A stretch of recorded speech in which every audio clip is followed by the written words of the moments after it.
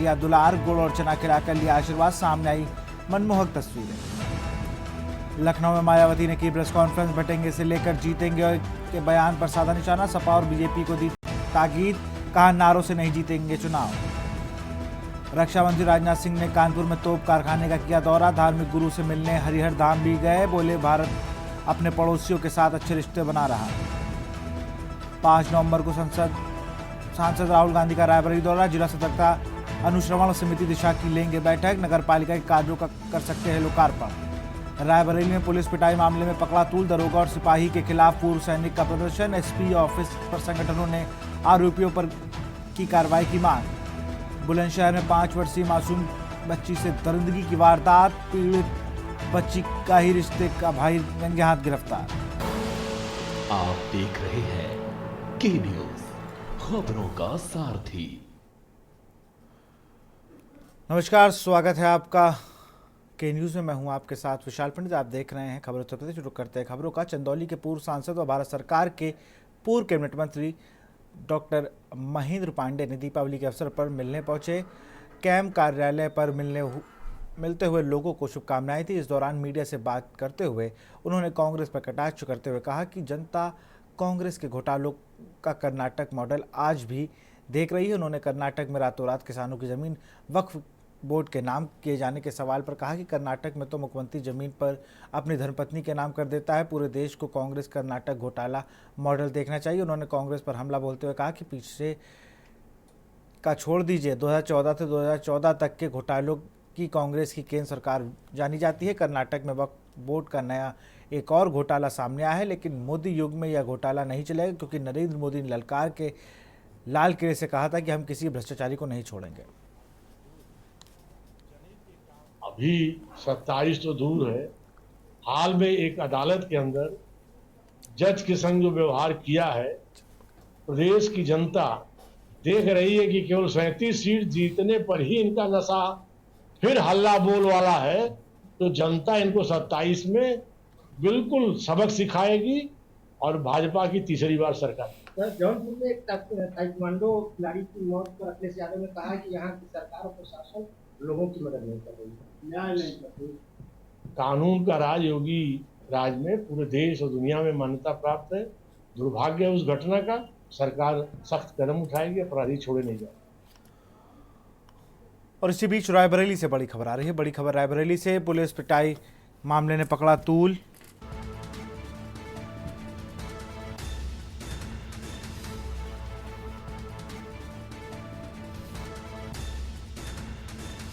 पूर्व सैनिक संगठन ने एसपी ऑफिस का किया प्रदर्शन।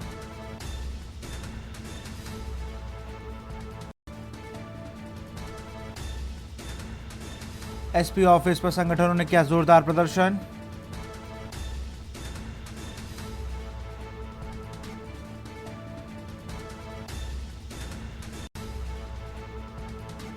चौकी इंचार्ज हिमांशु मलिक पर कार्रवाई की मांग की।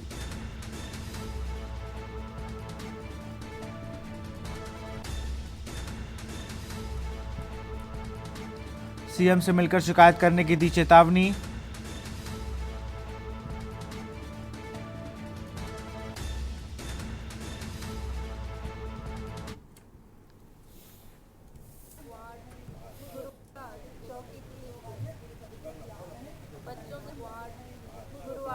चौकी पुलिस बच्चों से पहले थोड़ी पता नहीं क्या लड़ाई हुई, क्या दंगा हुआ।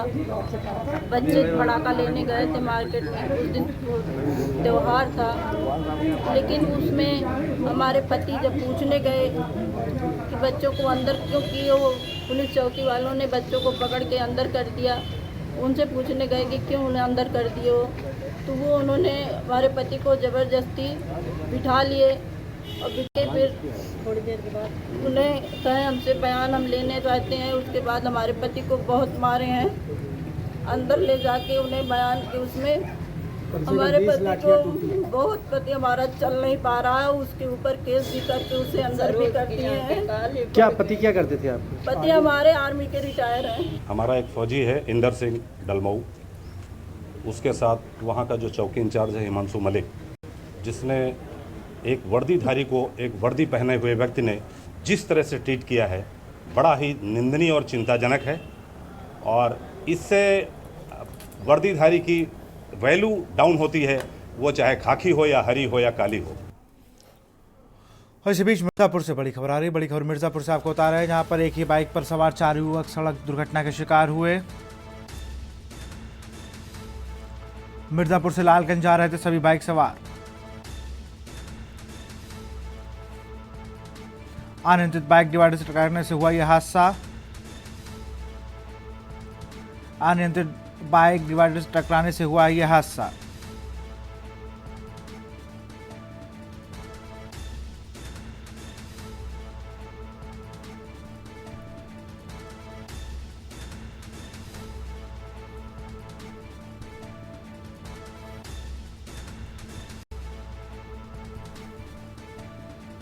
मिर्जापुर से खबर, सड़क हादसे बाइक सवार 4 युवकों की मौत।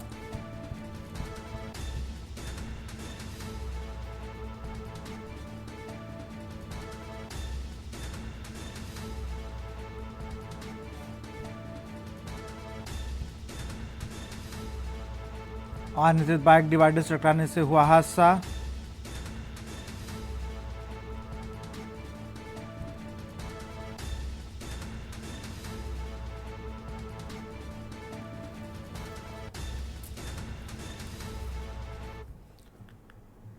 कानपुर में श्यामनगर स्थित हरिहर धाम ने आध्यात्मिक गुरु संतोष द्विवेदी से मिलने पहुंचे रक्षा मंत्री राजनाथ सिंह ने हनुमान चालीसा और कथा का रसपान करने के मीडिया के सवालों का जवाब दिया। इस दौरान रक्षा मंत्री ने कहा कि पहले बहुत आतंकवादी वारदातें होती थी, पहले के कंपैरिजन में अब तो बिल्कुल भी ये वारदातें नहीं हो रही हैं। सिक्योरिटी फोर्सेस पूरी तरह से सजग है। ऐसे परिस्थितियों व पैदा होंगी कि आतंकवाद पूरी तरह से समाप्त होंगी। जम्मू कश्मीर का तेजी से डेवलपमेंट भी होगा और हाल ही में 3-4 घटनाएं हुई हैं जो कि दुर्भाग्यपूर्ण है। सिक्योरिटी फोर्सेस उसका जवाब दे रही हैं। बहुत सारे टेररिस्ट मारे भी गए हैं। भारत सभी पड़ोसी देशों के साथ अपने संबंध अच्छे बनाकर रखना चाहता है।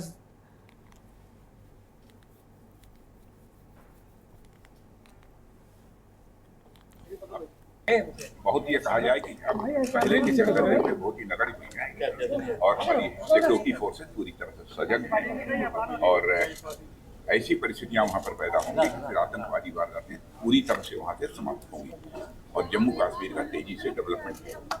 जिस तरह से परिवर्तन हुआ जम्मू कश्मीर में इलेक्शन के बाद काफी टेररिस्ट अटैक बढ़े हुए हैं, कुछ जो सिविलियन पर काफी अटैक हो रहे हैं।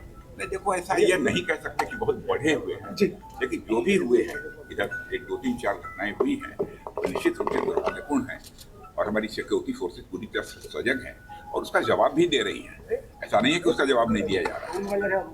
बहुत सारे टेररिस्ट मारे भी गए। सर, भारत चीन सीमा पर जो दीपावली में हुआ, इस पर दूरगामी परिणाम क्या देखते हैं? भविष्य में क्या लगता है इस तरीके से? देखिए, भारत का जहाँ तक प्रश्न है, भारत अपने सभी पड़ोसी देशों के साथ अपने रिश्ते अच्छे बनाकर रखना चाहता है।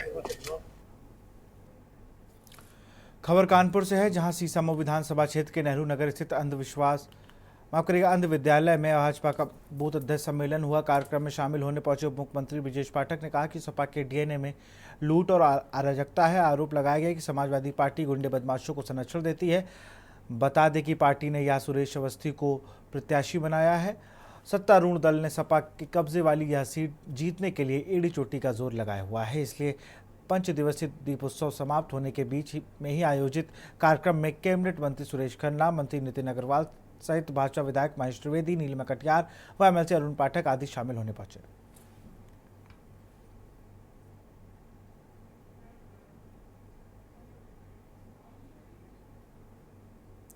खबर फतेहपुर से है, जहां पत्रकार दिलीप सैनी की हत्या के विरोध में शहर के पत्रकारों ने एकजुट होकर विरोध प्रदर्शन किया।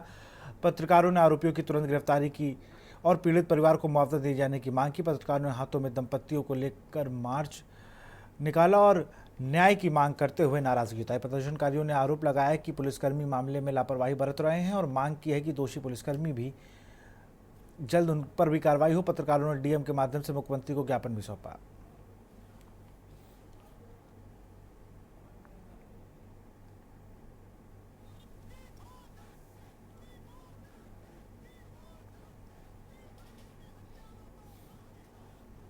आज जनपद के पत्रकारों के विभिन्न संगठनों ने सामूहिक रूप से दिलीप सैनी हत्याकांड पे रोष व्यक्त करते हुए एक जुलूस निकालकर कलेक्ट्रेट तक नवीन मार्केट से पटेल नगर होते हुए कलेक्ट्रेट तक आए और जिलाधिकारी जी को ज्ञापन दिया गया है। उसमें विभिन्न संगठन है, जिला पत्रकार संघ है, प्रेस क्लब है और भी जो हमारे पत्रकारों के संगठन है उनके भी लोग, सारे लोग सामूहिक रूप से आए हैं। दिलीप सैनी की उनके यार्ड में उनके हत्यारों ने निर्मम हत्या की थी। इस बात को लेकर पत्रकारों में काफ़ी गुस्सा है और सुरक्षा की भावना भी पत्रकारों के बीच काफ़ी व्याप्त हो गई है। इसी बात को लेकर विभिन्न संगठन पत्रकारों के जो हैं उनके सभी लोग आज जिलाधिकारी महोदय से मिले हैं और एक ज्ञापन भी दिया है और इस बात की मांग की गई है कि उन्हें परिजनों को पर्याप्त सुरक्षा की जाए और 1 करोड़ रुपया की सहायता उपलब्ध कराई जाए और साथ ही परिवार के किसी एक व्यक्ति को सरकारी नौकरी दी जाए।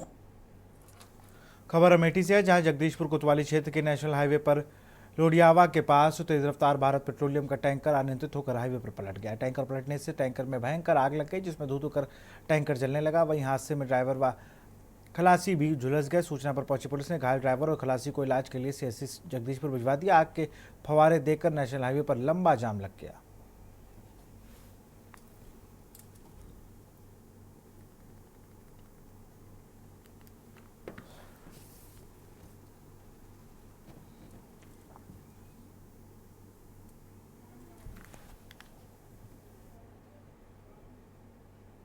खबर अमरोहा से है, कहते हैं कानून के हाथ बहुत लंबे होते हैं। उसकी मिसाल अमरोहा पुलिस अधीक्षक पर बिल्कुल सटीक बैठती है, क्योंकि बीती 25 अक्टूबर को बदमाश स्कूली बस पर फायरिंग कर फरार हो गए थे, जो पुलिस के लिए काफ़ी चुनौती भरा माहौल था। लेकिन पुलिस अधीक्षक ने अपराधियों को पकड़ने के लिए 15 टीमों का गठन करा और बस पर फायरिंग करने वाले 3 अपराधियों को मीडिया के पेश कर खुलासा कर दिया। अमरोहा पुलिस व एसओजी की टीम ने मुठभेड़ बाद अपराधियों को 2 तमंचे व 2 जिंदा कारतूस व 1 बाइक के साथ गिरफ्तार किया है। पुलिस अधीक्षक ने एसओजी टीम को 25,000 रुपये की इनाम की भी घोषणा की है। अगर बात की जाए तो स्कूली बस पर फायरिंग करने के मामले में काफ़ी चर्चा में रहा था।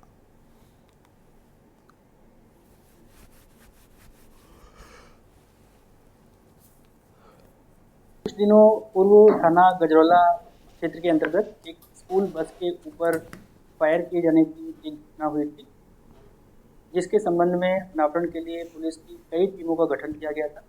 आज इस घटना का अनावरण किया जा रहा है। घटना में लिप्त 3 अभियुक्तों को गिरफ्तार किया गया है। कुल 4 लोग घटना में शामिल हैं। घटना की वजह यह है कि मनित नाम के इस लड़के की बहस गाड़ी के ड्राइवर से गाड़ी को ब्रेक करते समय धक्का लगने की वजह से कुछ दिन पूर्व हुई थी और इस बहस के बाद इनमें झगड़ा भी हुआ था। ड्राइवर को धमकाने और डराने के उद्देश्य से मनित ने अपने 3 और दोस्तों के साथ में मिलकर ये घटना प्लान की थी। महाराज जेल में बंद पूर्व विधायक इरफान सोलंकी की पत्नी नसीम सोलंकी सीसामऊ सीट से सपा के प्रत्याशी हैं। हिंदुओं के सबसे बड़े पर्व दीपावली पर एक खास तस्वीर देखने को मिली, जिसमें चुनावी पारा बढ़ा दिया। दीपावली की रात समाजवादी पार्टी प्रत्याशी नसीम सोलंकी बनखंडेश्वर मंदिर पहुंची, शिवलिंग पर जल चढ़ाकर मंदिर में दीपक जलाए, जिसके बाद सियासत गर्मा गई है। नसीम सोलंकी की पूजा पाठ पर मौलाना ने फतवा जारी कर दिया, तो वहीं पूरे मामले में अखिलेश यादव ने चुप्पी साध रखी। नसीम सोलंकी ने सपा को धर्म संकट में ला दिया है।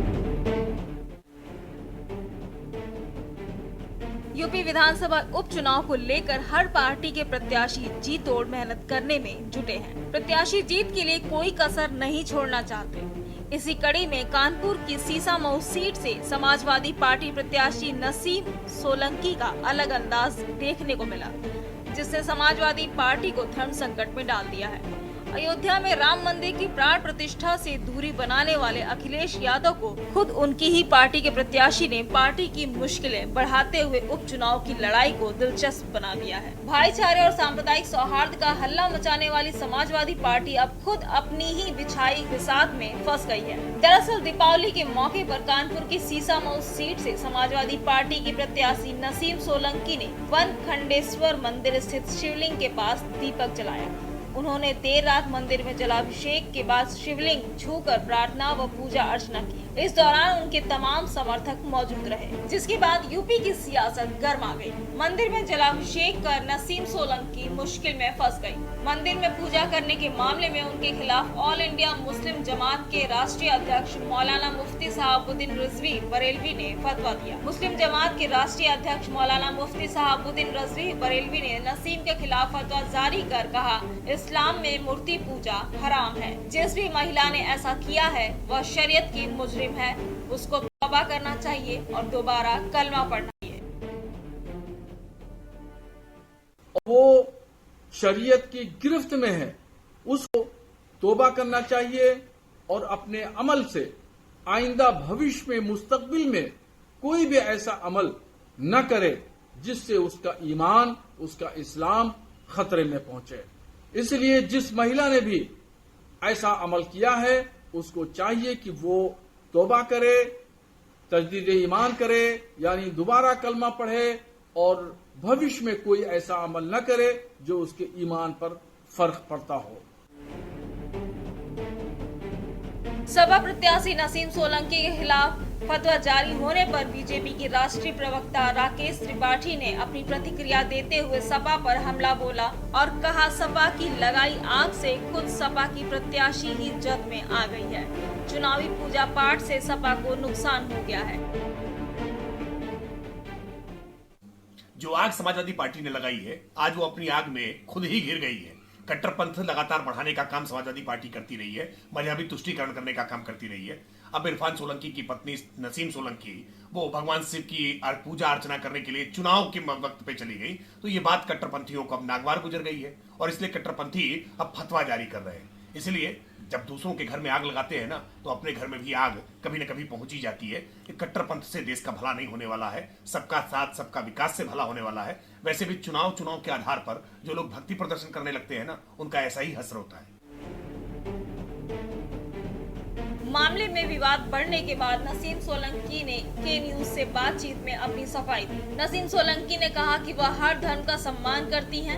उन्हें दिवाली के मौके पर मंदिर में बुलाया गया था और तभी वह वहां पहुंची थी। हमने वहाँ पूजा अर्चना नहीं करी थी, हम वहाँ से गुजर रहे थे तो हमारे कार्यकर्ता जो साथ में थे उन्होंने बोला आप यहाँ दीप जला के और आप दीपावली की शुभकामनाएं सबको दे दीजिए। तो बस यही वजह थी हमारे वहाँ जाने की।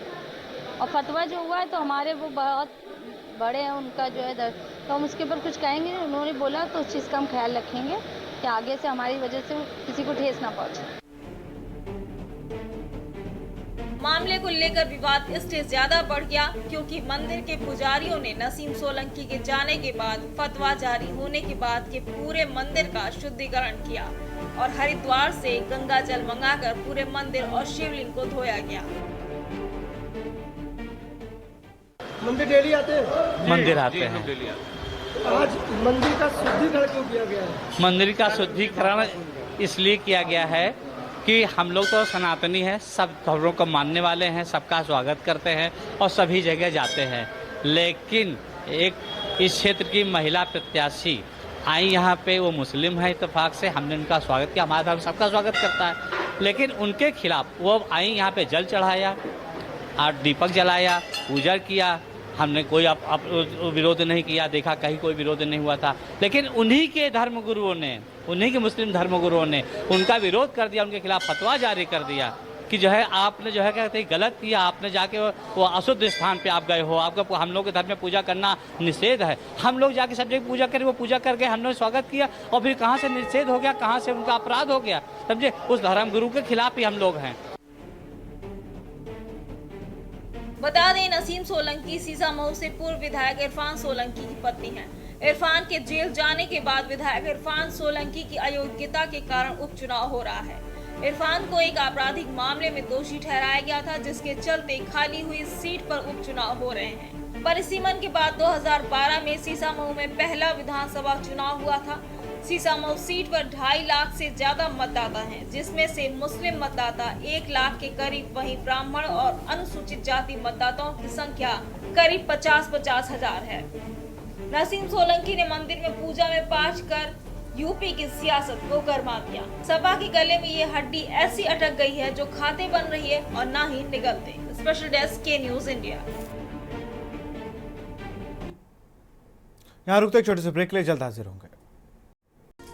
ब्रेक के बाद आपका स्वागत है। दीपावली का त्यौहार पूरा होने के बाद श्री पर्वों की श्रृंखला जारी है। वाराणसी में दीपावली के दूसरे दिन अन्नकूट का महापर्व मनाया जा रहा है। इसके तहत श्री काशी विश्वनाथ और अन्नपूर्णा मंदिर में भव्य अन्नकूट की झांकी सजाई गई है।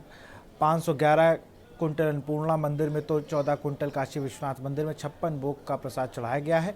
अन्नपूर्णा मंदिर में तो एक लंबी चौड़ी दीवार ही लड्डू से सजा दी गई। दीवार ही अकेले 21 कुंटल लड्डू से सजाई गई है, जबकि मंदिर में लगभग 5 कुंटल लड्डू इस्तेमाल किए गए हैं। वहीं विश्वनाथ धाम में 8 कुंटल लड्डू का प्रयोग कर मंदिर तैयार किया गया है।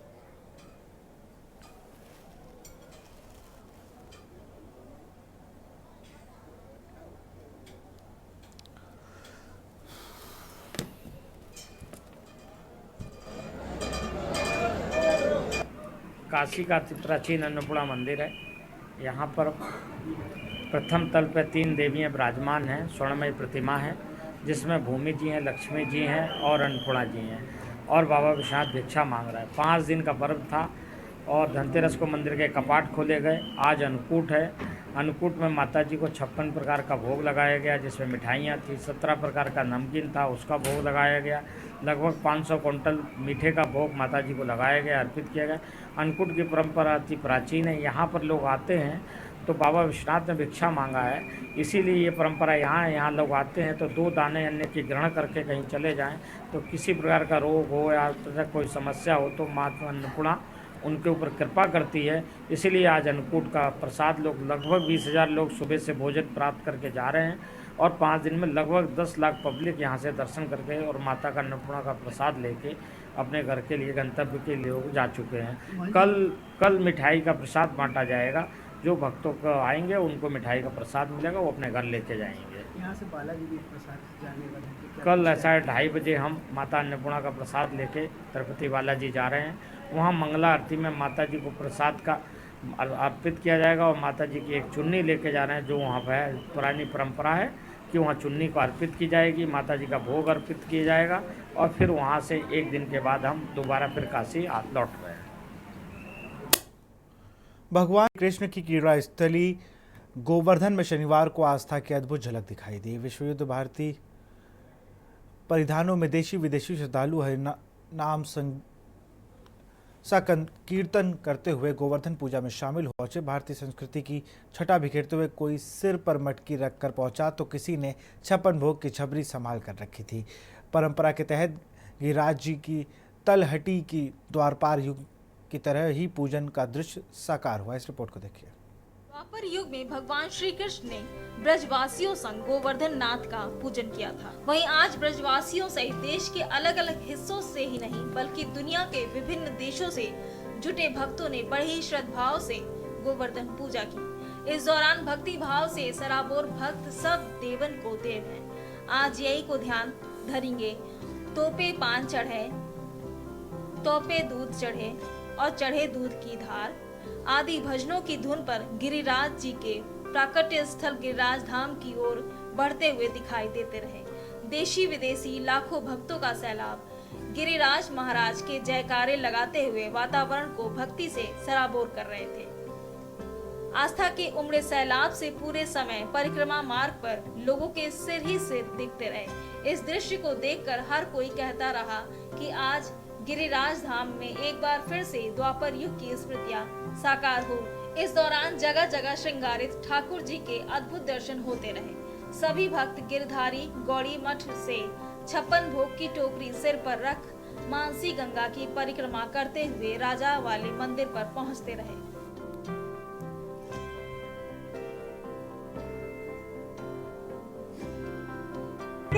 जब भोग के लिए गए और ठाकुर जी को जशोदा मैया देखकर बोल रही है कि जशोदा कह रही है ठाकुर जी काना कुछ तो गड़बड़ है आज। काना जी कहते मैया कोना गड़बड़ है। फिर कह रही कुछ गड़बड़ है। वही माखन उनके मुख में लगा है गिरिराज जी के, वही माखन आपके मुख पे लगा है, वही चप्पल गिरिराज जी की है, वही चप्पल आपकी है, कुछ तो गड़बड़ है। फिर गिरिराज जी ठाकुर जी बोलते हैं मैया मैं ही गिरिराज हूँ और गिरिराज जी में ही मैं हूँ। जैसे पूर्व में गोवर्धन लीला हुई थी, भगवान श्री कृष्ण ने की थी, तो वही साक्षी रूप और भावनात्मक रूप सभी ब्रजवासी अपने अपने घर में करें। जो गोबर होवे, गाय को गोबर होवे, वहाँ को गोवर्धन ये लोग बना हुए हैं अपने घर में। हर घर में यहाँ पे गौ पूजा होगी, हर एक घर में, यानी छोटे छोटे घर भी अगर ब्रजवासी को है तो हमें गोवर्धन पूजा होगी। ऐसे ही हमने भी यहाँ पे ऐसे ही किया। तो गोवर्धन हमने यहाँ पे बनाया और वही गोवर्धन की विधिवत पूजा की। और जो सामग्री 56 प्रकार की सामग्री और भी सामग्रियाँ बनाई। पौराणिक ग्रंथों में बताया गया है कि द्वापर युग में भगवान कृष्ण ने इंद्र का मान मर्दन करते हुए ब्रजवासियों से गिरिराज पर्वत की पूजा कराई थी। दिलों में राज करने वाले भगवान श्री कृष्ण की सलाह पर ब्रजवासियों ने घर घर अन्नकूट सहित अन्य व्यंजन तैयार कर गोवर्धन पर्वत को अर्पित किए थे। मान्यता है कि श्री कृष्ण ने गोवर्धन पर्वत में प्रवेश कर स्वयं अन्नकूट ग्रहण किया था। उन्होंने ब्रजवासियों को साक्षात दर्शन देकर इंद्र का मान मर्दन किया। इसी के बाद समूचे ब्रिज सहित अन्य स्थानों पर भी भक्तगण गोवर्धन पूजा करते हुए अन्नकूट महोत्सव मनाते हैं। जबकि यहाँ गोवर्धन में परिक्रमा मार्ग पर जगह जगह इस दिन प्रसाद वितरण किया जाता है। मथुरा से के न्यूज संवाददाता सुशील चौधरी की रिपोर्ट। तो फिलहाल खबर उत्तर प्रदेश में तहीं दिख रही के न्यूज इंडिया। नमस्कार।